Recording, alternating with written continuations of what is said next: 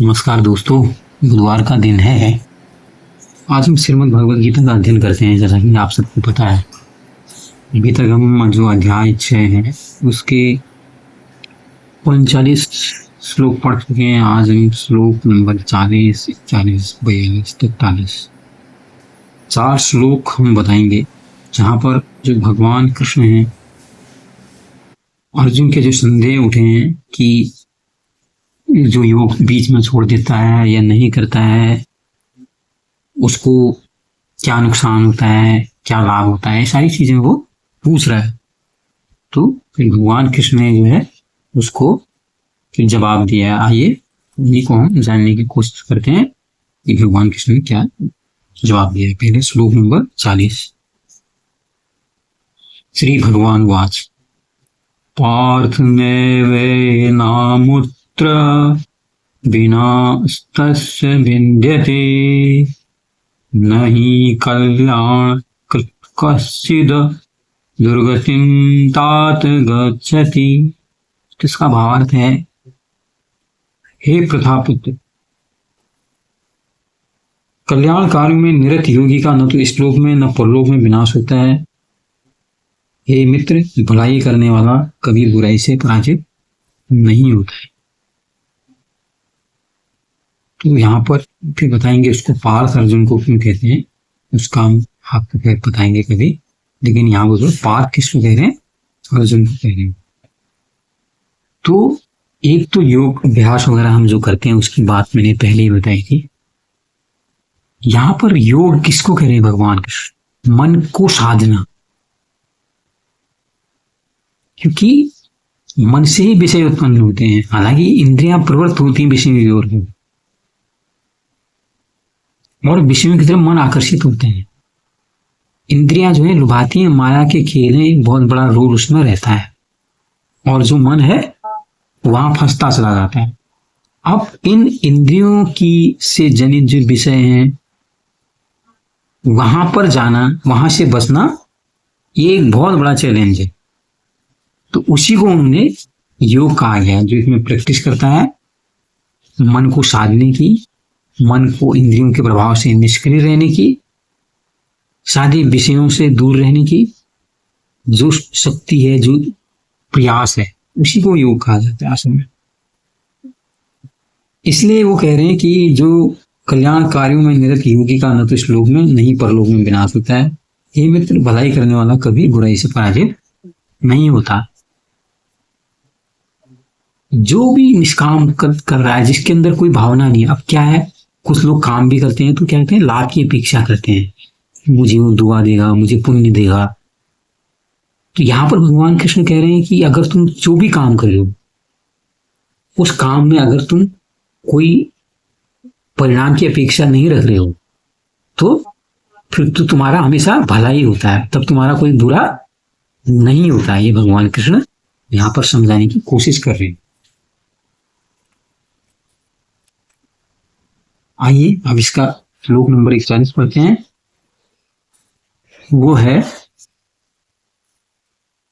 प्राप्य पुण्य कृतां लोकानुसित्वा शाश्वती समः शुचीनां श्रीमन्तागे योग भ्रष्टोभिजायते। इसका भावार्थ है कि असफल योगी पवित्र आत्माओं के लोकों में अनेकानेक वर्षों तक भोग करने के बाद या तो सदाचारी पुरुषों के परिवार में या धनवानों के कुल में जन्म लेता है। यहां पर ये कोई, फिर कई लोग कहेंगे यहाँ पर पुनर्जन्म, और ये पुनर्जन्म की बात यहाँ पर नहीं बताई गई है।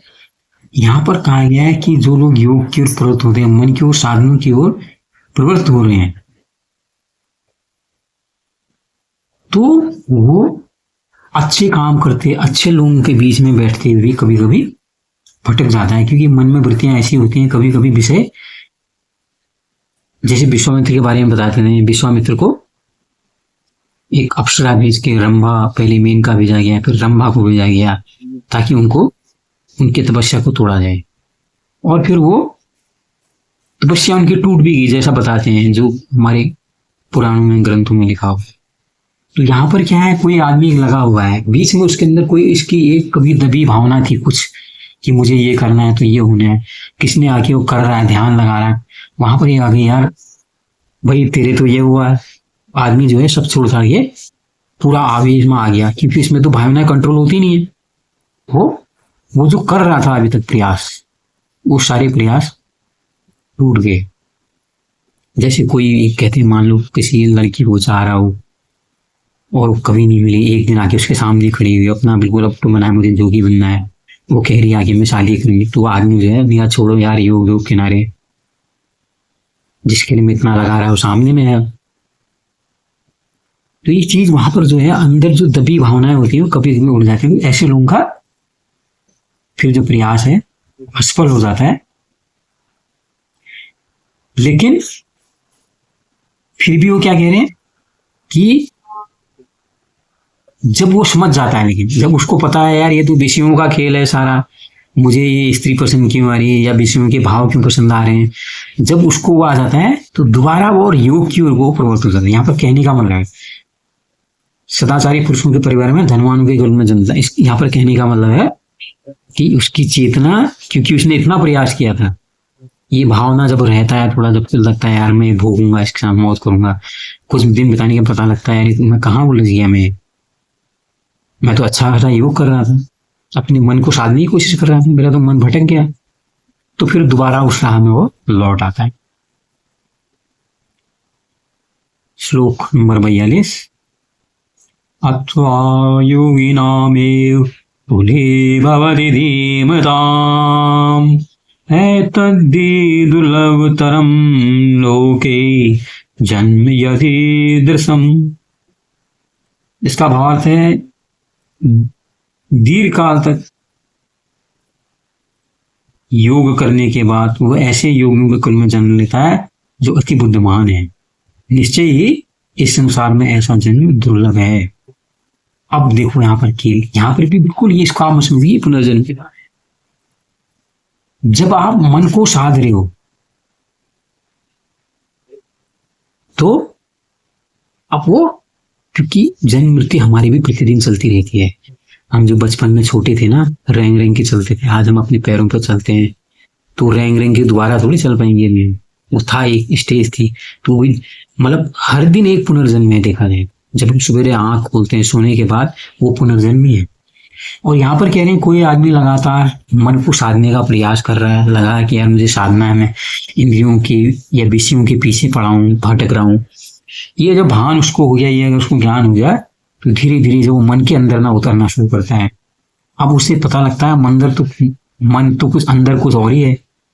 मन के अंदर तो पूरा ही एक दर्पण है, आईना है, वहां पर वो अपनी बुराइयां भी दिखा रहा है, तो साफ कर रहा है वो। तो मन को यहाँ पर क्या गया है, योगियों का समूह कहा गया। तो योगियों के में जन्म लेता है जो अति बुद्धिमान है। आपका मन तो अंदर की जो अंतरात्मा है, अंतर्ज्ञान से बड़ा ज्ञान तो कुछ होता ही नहीं है। उससे बड़ी बुद्धि क्या है? जब अंतर्ज्ञान आपका जाग जाएगा तो आप तो दुनिया के सबसे बुद्धिमान हो जाओगे। जितने भी अवतार हो, सिद्ध पुरुष क्या हो, कैसे हुए सिद्ध पुरुष, क्योंकि उनका अंतर्ज्ञान जाग गया था। जो बाह्य जगत का ज्ञान है उससे अपने आप को उन्हें विमुख कर लिया। अंतर्ज्ञान की तरफ उन्हें जब कदम भरे, उनको लगा यार ज्ञान का कुंभ तो पूरा अंदर है, ज्ञान का सागर है अंदर। हम बाहर खाली विषयों के पीछे, इंद्रियों के से आकर्षित करने इधर उधर भटके जा रहे थे। फिर वो अपने आप को अंदर एकाग्रित कर लेता है। तो जिसको ऐसा भान हो गया तो समझ लो उसका जीवन बड़ा दुर्लभ जीवन है उसका। कहते हैं दुर्लभता से ऐसा जीवन प्राप्त किया जाता है जो आदमी सारे विषयों से, सांसारिक जो भौतिक सुख दुख है उनसे जो बचा लेगा अपने आप को, अंतर्ज्ञान की ओर जाएगा, उससे बड़ा सुखी दुर्लभ जीवन फिर किसी का नहीं। यही इस श्लोक में कहने की कोशिश की गई है। आइए जो आज का अंतिम श्लोक है उसको भी पढ़ लेते हैं। तत्र तं बुद्धि संयोगं लभते पौर्देहिकं यतते च ततो भूयो संसिद्धौ कुरुनंदनो। अब यहाँ पर इनको कुरुनंदन, वहां पर कहा गया है हे कुरुनंदन, ऐसा जन्म पाकर वो अपनी पूर्व जन्म की देवी चेतना को पुनः प्राप्त करता है और पूर्ण सफलता प्राप्त करने के उद्देश्य से वह आगे उन्नति करने का प्रयास करता है। तो असली क्या है? हमारा जो असली जीवन है, यहाँ पर उसके पूर्व जन्म की चेतना और ये सब भावार्थ में लिखा गया है, उसका मतलब नहीं है। चेतना तो हमेशा रहती है, बस जिसको एक बार आभास हो गया कि जो विषय के ज्ञान है वो झूठे हैं, वो बेकार हैं, तो जब ये जागृति आ जाती है तो दिव्य चेतना तो उसकी जागृत होनी है। फिर जो कहते हैं ना, हर इंसान जो है, हर जीव जो है ब्रह्मांड, एक ब्रह्मा का एक अंश है, और ब्रह्मा तो कभी जो है सृष्टि का रचयिता तो सदा ही रहता है। तो फिर इस सृष्टि के साथ आप समाचीन हो गए, तो फिर हमारा जन्म कहाँ, मृत्यु कहाँ, हम तो उसके साथ एकाकार हो गए। जब ये ज्ञान जागृत हो गया कि जो देह वाला ज्ञान है, जन्म मृत्यु तो जो आप कह रहे हो शरीर की देह की होती है ना, जब देह का ज्ञान हो गया है, देह तो क्या है, एक इंद्रियों से भरा हुआ, भावनाओं से भरा हुआ एक पुतला है। उसके अंदर सबकी बीच आवरण में, बीच में अंदर आवरण में अंतर चेतना बैठी हुई है। वो चेतना हमेशा रहती है, वो इंद्रियों से निष्प्रभावी है, वो विषयों से निष्प्रभावी है। इसीलिए यहां पर कहा गया है कि उसको अपनी जो पुरानी चेतना है उसका पता है। पुरानी चेतना है, वो चेतना हमेशा है, हमेशा से थी, वो हमेशा रहेगी। तो चेतना के साथ आभास हो जाता है, यार मैं तो ब्रह्मा का ही अंश हूं। तो ये थे आज के श्लोक, जिनकी मैंने कोशिश की अपने समझ के हिसाब से व्याख्या करने की। लेकिन आप लोग खुद भी समझ लीजिए, कुछ और ज्ञानियों को सुनिए, बहुत यहाँ पर ज्ञानी है, एक से एक बढ़कर हैं। मैंने थोड़ा सा प्रयास किया है, अच्छा लगा बताइए, लाइक कीजिए, शेयर कीजिए। सबसे बहुत बहुत धन्यवाद। नमस्कार, आपका दिन शुभ।